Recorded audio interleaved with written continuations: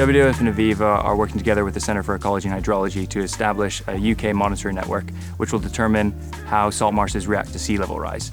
Here on the Ribble Estuary, we're working to establish the first salt marsh research platform. And what that's going to do is map the full carbon cycle within a salt marsh environment.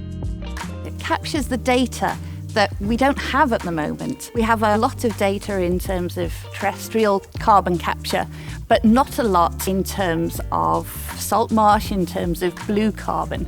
Blue carbon is carbon that's captured by the ocean and also the intertidal areas between ocean and land.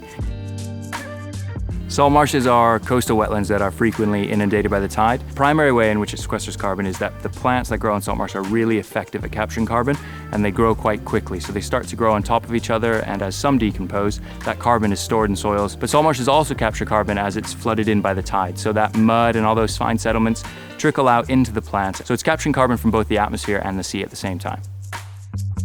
It's really, really important to the UK governments because we have a lot of salt marsh and we know that it can capture a larger amount of carbon than terrestrial forests. Longer term, the methodologies can be used to bring salt marshes into our greenhouse gas inventories alongside peatlands and forests, which means that there's a lot more incentive for restoration and protection across the UK.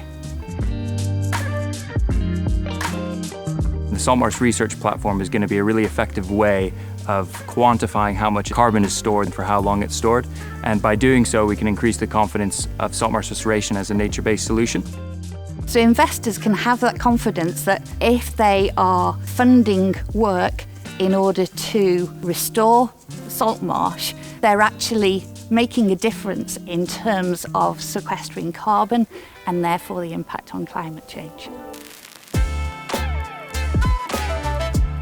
If we lost salt marshes, we lose this amazing habitat, but also we lose the ability for this ecosystem to capture and store the carbon to the point that it might start releasing it again. That is just going to exacerbate the climate crisis that we're already in.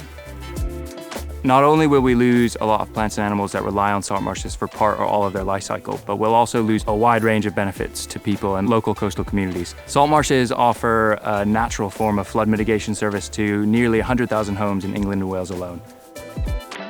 In the UK, we've lost an estimated 85% of salt marsh, largely due to conversion back to agricultural land. And globally, salt marshes are still thought to be declining on a rate of about 1 to 2% per year.